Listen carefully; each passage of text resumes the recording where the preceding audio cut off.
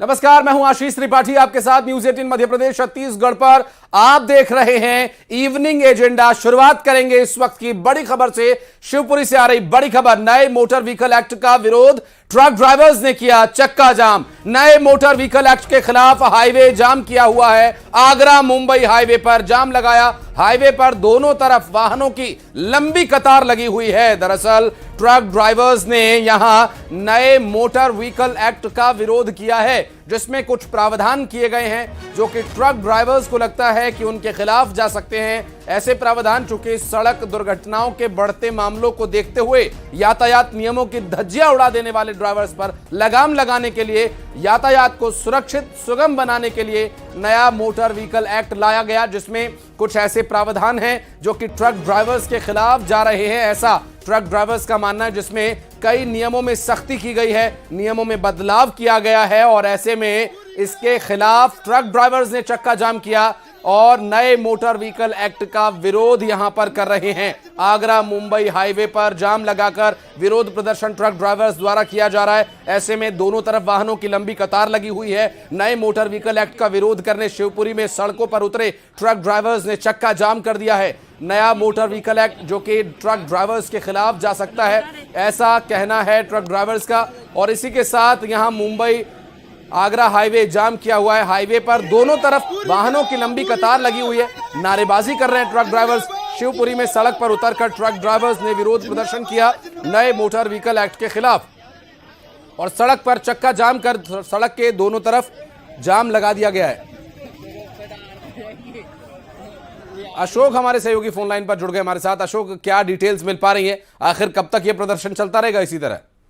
देखिए, मैं आपको बता दूं कि आज सुबह ही आगरा मुंबई राष्ट्रीय राजमार्ग पर ककरवाया जो तिराहा पड़ता है, वहां पर बड़ी संख्या में ट्रक ड्राइवरों ने अपने ट्रकों को खड़ा कर दिया और वो लगातार जो संसद में भी हाल ही में मोटर व्हीकल एक्ट पास हुआ है उसका विरोध कर रहे थे। पुलिस वहां पहुंची, उसने तमाम समझाने का प्रयास किया, काफी समझाइश के बाद 2 घंटे से अधिक समय तक उन्होंने चक्का जाम रखा। उसके बाद समझाइश के बाद वो जाम को फिलहाल खोल दिया है। लेकिन ट्रक ड्राइवरों का कहना है कि अगर ये कानून वापस नहीं लिया गया तो हम अनिश्चितकालीन हड़ताल पर जाएंगे। लेकिन अशोक, ये जो जाम लगा हुआ है इसके लिए क्या कोई वैकल्पिक व्यवस्था की जा रही है? जी, मैं आपको बता दूं, चूंकि ये काफी व्यस्ततम मार्ग है आगरा मुंबई मार्ग और यहाँ से गुजरने का एक ही रास्ता है, इसका कोई वैकल्पिक मार्ग नहीं है। तो इसीलिए पुलिस ने खासे प्रयास करके इस जाम को फिलहाल खुलवा दिया है। तो अब ये मार्ग फिर से चालू हो गया है। जी, ट्रक ड्राइवर्स की क्या मांग है, कैसे मानेंगे? ट्रक ड्राइवरों की सीधी मांग है कि जो संसद में हाल ही में जो मोटर व्हीकल एक्ट पास हुआ है, खिलाफ उनका कहना है कि हमारे खिलाफ काफी कड़े उसमें कानून बनाया गया है, जिससे उनको नौकरी करना ही संभव नहीं होगा। इसी का वो विरोध कर रहे हैं और वो चाहते हैं कि वो कानून वापस हो। मसलन कोई उसमें जिक्र किया गया कि किन नियमों का विरोध कर रहे हैं? ये जो मोटर व्हीकल एक्ट में जो कहा गया है कि गाड़ी जब एक्सीडेंट होने पर उनके खिलाफ जो कड़ा कानून बनाया गया है, कड़ी धाराएं लगाकर के सजा का प्रावधान किया गया है, उसी का वो विरोध कर रहे हैं। और इसी के चलते बड़ी संख्या में जो भी ट्रक वहां से गुजर रहा था वो इस जाम में, इस चक्का जाम में शामिल हो रहा था। इसलिए देखते देखते वहां काफी लंबी लंबी कतारें ट्रकों की लग गई थी। लेकिन अशोक, एक बात यहां पर अभी जो ट्रक ड्राइवर्स इस बात का विरोध कर रहे हैं, हालांकि सेफ्टी तो ट्रक ड्राइवर्स की भी है, कोई इन्हें समझाने के लिए आया मौके पर प्रशासन की तरफ से? पुलिस प्रशासन की यातायात के तमाम अधिकारी वहां पहुंचे, उनको जब समझाइश दी उसी के बाद फिलहाल वो चक्का जाम को खोल दिया गया है। लेकिन ये उनका कहना ये भी है कि ये धीरे धीरे करके ये देशव्यापी आंदोलन बनाएंगे इसको और पूरे देश में एक साथ चक्का जाम किया जाएगा। बहुत शुक्रिया सर आपका।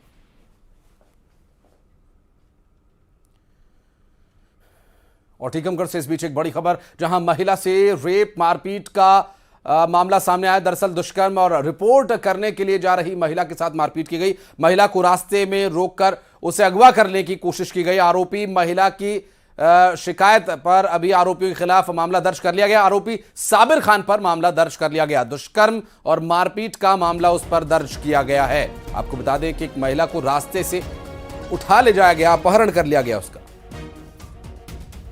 कराई गई थी, जिसपे धारा 450, 376, 294, 323, 506 का अपराध पंजीबद्ध आरोपी साबिर उर्फ मारुति के खिलाफ दर्ज किया गया है।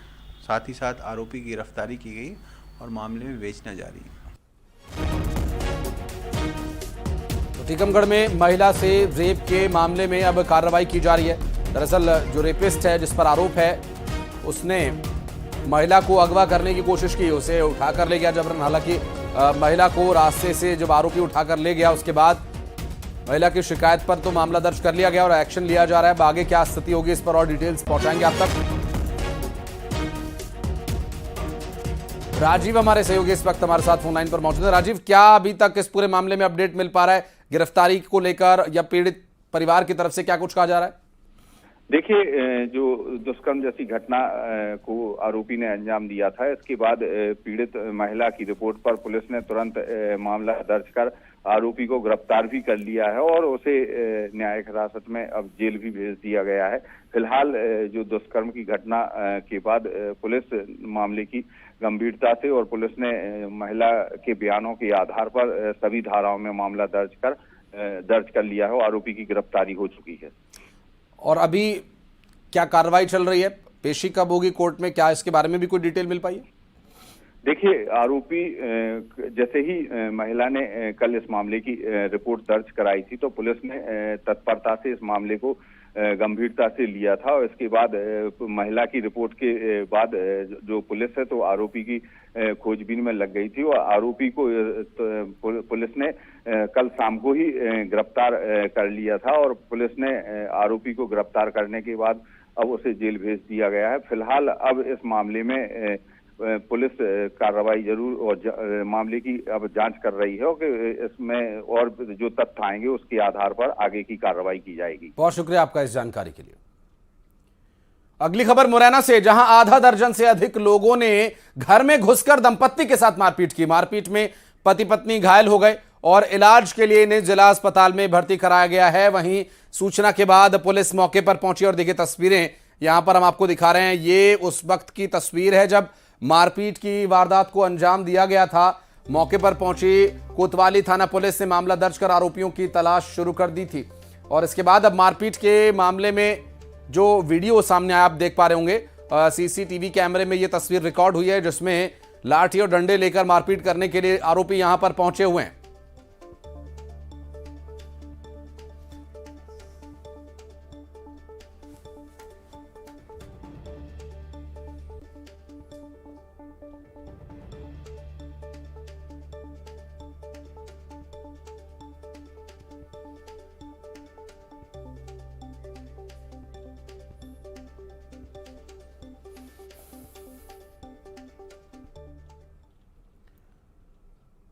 और अब बात करेंगे सीएम काम पर और मंत्री धाम पर की।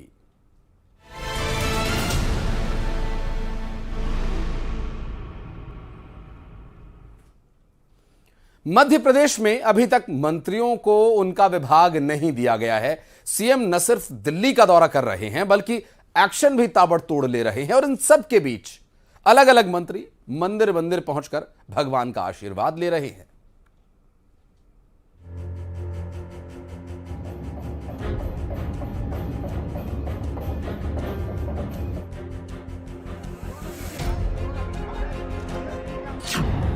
सीएम काम पर, मंत्री धाम पर।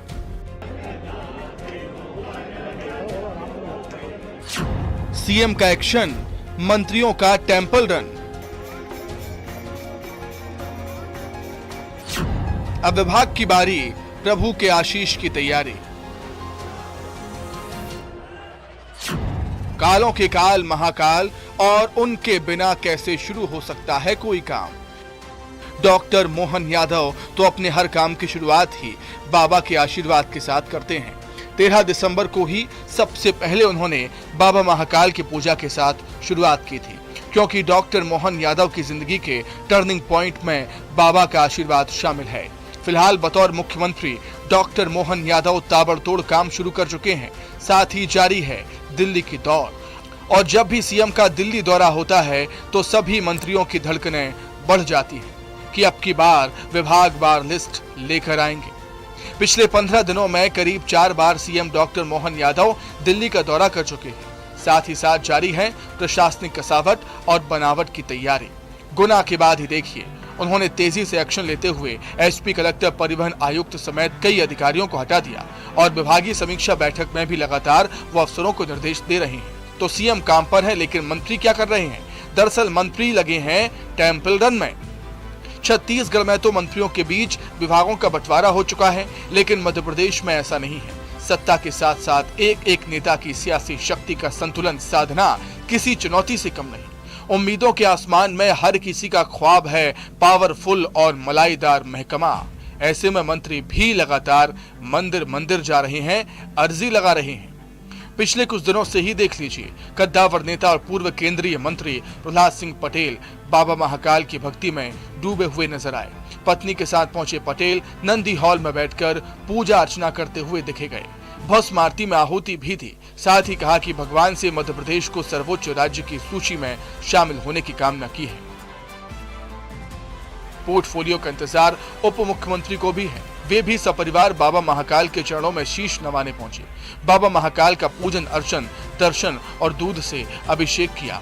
भारत के विश्व गुरु बनने की कामना भी की। साथ ही 24 में 29 सीटें जीतने का दावा भी किया। कैबिनेट मंत्री राकेश शुक्ला ने भी बाबा महाकाल के दरबार में हाजिरी लगा दी। गुरुवार देर शाम कैबिनेट मंत्री राकेश शुक्ला बाबा महाकाल के दरबार पहुंचे। पंडित नवनीत शर्मा की अगुवाई में मंत्री शुक्ला ने चांदी द्वार से बाबा का पूजन अर्चन किया, आशीर्वाद लिया। राकेश शुक्ला के साथ उनके समर्थक भी मौजूद रहे। जल का आचमन किया और भांग के श्रृंगार के दर्शन के साथ ही नंदी हॉल में पहुंचकर ध्यान लगाया। राकेश शुक्ला के अलावा गुरुवार को ही कैबिनेट मंत्री नागर सिंह चौहान भी कालों के काल का आशीर्वाद लेने के लिए पहुंचे।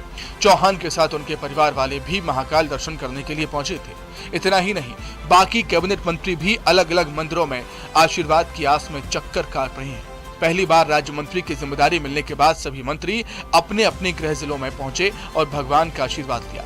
दिलीप अहिरवार और राजनगर विधायक अरविंद पटेरिया खजुराहो के मातंगेश्वर महादेव मंदिर पहुंचे, आशीर्वाद लिया। इन मंत्रियों के अलावा रैगांव विधानसभा से नवनिर्वाचित विधायक प्रतिमा बागरी राज्य मंत्री की शपथ लेने के बाद पहली बार शुक्रवार को सतना पहुंची और मैहर जाकर मां शारदा का आशीर्वाद लिया। एक बार फिर मंत्री की जिम्मेदारी मिलने पर गोविंद सिंह राजपूत बुधवार रात आगर मालवा पहुंचे। नलखेड़ा स्थित मां बगलामुखी माता मंदिर में पूजा अर्चना की। तो कुल जमा बात यह है कि मंत्रियों की जिम्मेदारी कब तय की जाएगी ये अभी भी साफ नहीं है, लेकिन मंत्रियों का मंदिर मंदिर दौरा जारी है। जाने कब किस आशीर्वाद के साथ विभाग बंटवारे की ब्रेकिंग आ जाए। इन सबसे तर मुख्यमंत्री डॉक्टर मोहन यादव लगातार एक्शन में है। Bureau report, news 18।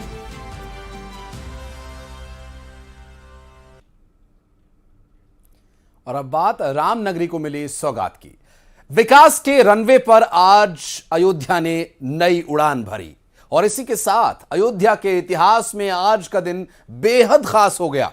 रामनगरी से देश को पीएम ने विकास संदेश देते हुए आधुनिक अयोध्या के गौरव का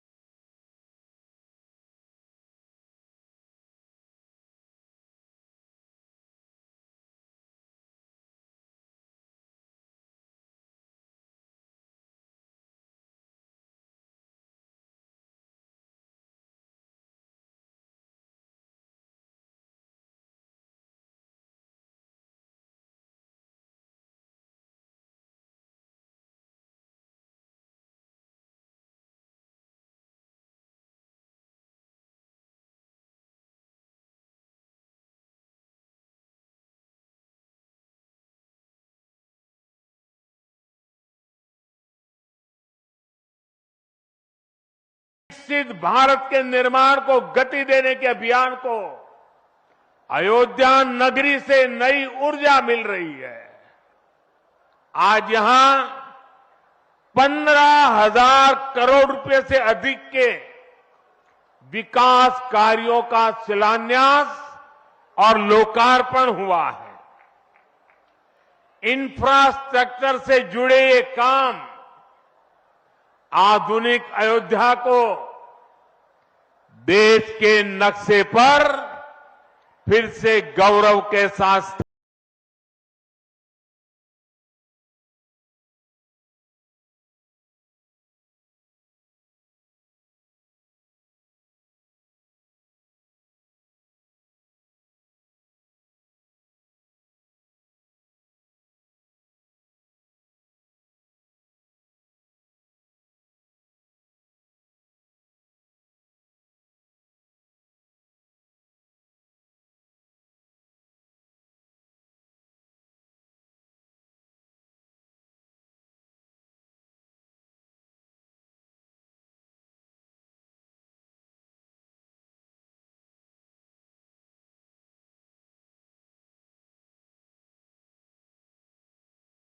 जो आज दिल्ली एयरपोर्ट से उड़ान भर के अयोध्या एयरपोर्ट जा रहा है और तमाम राम भक्त इस वक्त फ्लाइट के अंदर मौजूद हैं। आप देखिए इनके चेहरे पर वो उत्साह, वो भाव साफ तौर पर नजर आ रहा है, क्योंकि ये कलयुग में इस पुष्प विमान पर सवार होकर अयोध्या जा रहे हैं प्रभु राम की नगरी में। इन्होंने कभी कल्पना नहीं की थी कि प्रभु राम की नगरी में बाई एयर जाएंगे, लेकिन आज जबकि एयरपोर्ट बन गया है, पीएम मोदी ने उसका उद्घाटन कर दिया है, तो फ्लाइट में सवार होकर ये सभी लोग जा रहे हैं। महाराज जी कहाँ से हैं? हम गुड़गांव से हैं जी। गुड़गांव से हैं? हाँ, गुड़गांव हरियाणा। पहली फ्लाइट में सवार होकर रामनगरी जा रहे हैं? हाँ जी, हाँ जी। अभी क्या मन में कैसे भाव है? देखिए, हम काफी दिन से अयोध्या में लगे हुए हैं, वहाँ अयोध्या को डेवलप करने में लगे हुए हैं। जो काम है वहाँ पे जमीनें ली हैं, लोगों को रहने के लिए, लोगों को एक सिस्टम बनाने के लिए वहाँ पे लगे हुए हैं। अयोध्या को रामनगरी बनवाने में हम पूरा श्री राम जय जय राम। एयरपोर्ट पर प्रभु श्री राम का चित्रण कई स्तरों पर किया गया है। एयरपोर्ट के बाहर तीर धनुष का बड़ा म्यूरल लगाया गया है, जो श्री राम के पुरुषार्थ का प्रतीक है। वहीं एयरपोर्ट की लैंडस्केपिंग में रंगों के प्रयोग को पंच तत्वों से प्रेरित होकर रखा गया है। एयरपोर्ट के मुख्य भवन में 7 खंभों का इस्तेमाल किया गया है, जो रामायण के 7 कांड को दर्शाते हैं। Bureau report, news 18।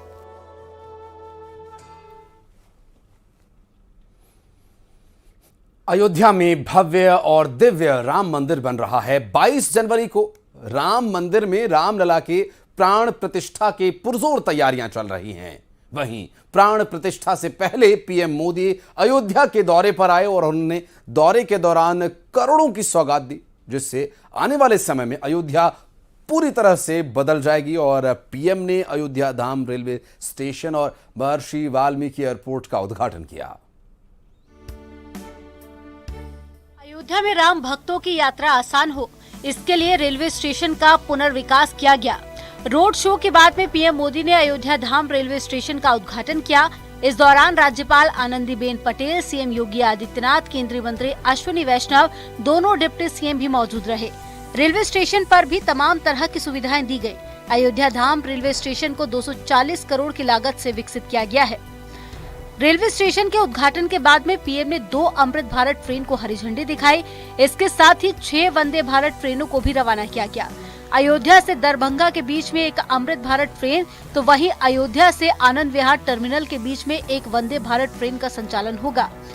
PM Modi train में सवार हुए, यहाँ भी उनका चिर परिचित अंदाज देखने को मिला। पीएम ने बच्चों से भी बात की। इस दौरान सीएम योगी भी उनके साथ में रहे। अमृत भारत ट्रेन को प्रधानमंत्री ने हरी झंडी दिखाई है। आज स्पेशल ट्रेन के रूप में ये ट्रेन अयोध्या जंक्शन से रवाना हुई है और अयोध्या धाम से ये आज बाया अयोध्या होते गोरखपुर होते हुए ये ट्रेन दरभंगा तक का सफर करेगी। अगले सप्ताह से ये ट्रेन प्रॉपर रूप से चलेगी। इस वक्त मैं उसी डिब्बे में हूँ जहाँ पे उन्होंने जो है बच्चों से बात की है। बेटा, आपसे बात किए थे पीएम, क्या बात हुई है उनसे? जी, उन्होंने पहले तो मेरी पेंटिंग देखी और उसके बारे में पूछा और उसके बाद फिर मैं ये देखिए, ये पेंटिंग जो है, ये पेंटिंग इस बच्ची ने बनाया है और ये बच्ची इसने जो है प्रधानमंत्री को दिखाया।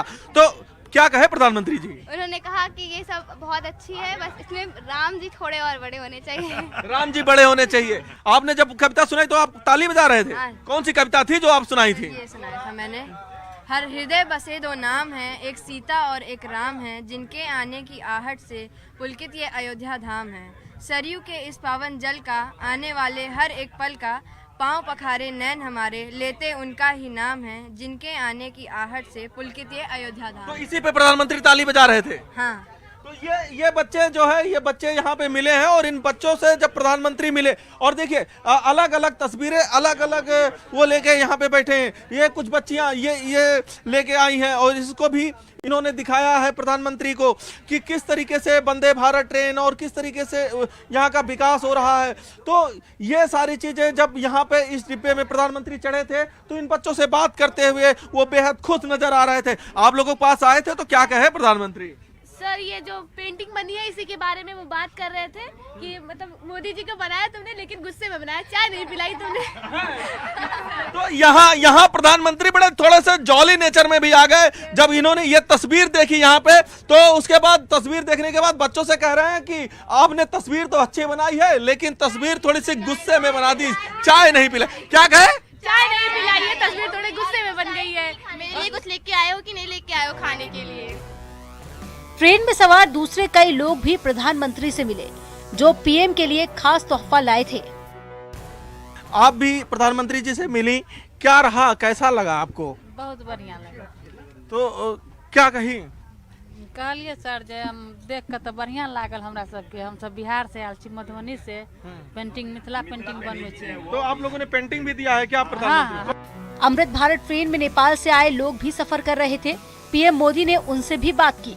तो कैसा रिस्पांस रहा प्रधानमंत्री का? बहुत ही बढ़िया रहा। प्रधानमंत्री जी ने बोला ये ट्रेन चालू करने से नेपाल और भारत का संबंध और बढ़ेगा और कनेक्टिविटी बहुत इजी होएगी। आगे आने वाले दिन में हम लोगों ने कहा है रक्सौल का अगर डोमेस्टिक एयरपोर्ट को भी चालू कर दिया जाए, इससे व्यापारिक, धार्मिक और स्वास्थ्य के क्षेत्र में भी बहुत लाभ दोनों क्षेत्रों को एक दूसरे से होगा। ऐसा हम लोगों ने प्रधानमंत्री जी से आग्रह किया, उन्होंने बड़ा पॉजिटिव लिया और हम लोग बहुत खुश हैं। और आज अयोध्या जी किसी को धार्मिक दर्शन के लिए आना है नेपाल से, तो ये ट्रेन से हम लोग आराम से सफर कर सकते हैं। इसके बाद में पीएम मोदी ने महर्षि वाल्मीकि एयरपोर्ट का भी उद्घाटन किया। अयोध्या का ये एयरपोर्ट आधुनिक सुविधाओं से लैस है। इसका पहला फेज 1450 करोड़ की लागत से विकसित किया गया। 6500 वर्ग मीटर में एयरपोर्ट टर्मिनल बिल्डिंग है, जिसमें सालाना 10 लाख यात्रियों की क्षमता बताई जा रही है।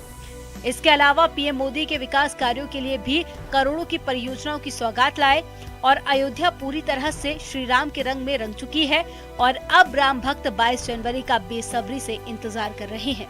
Bureau report, news 18।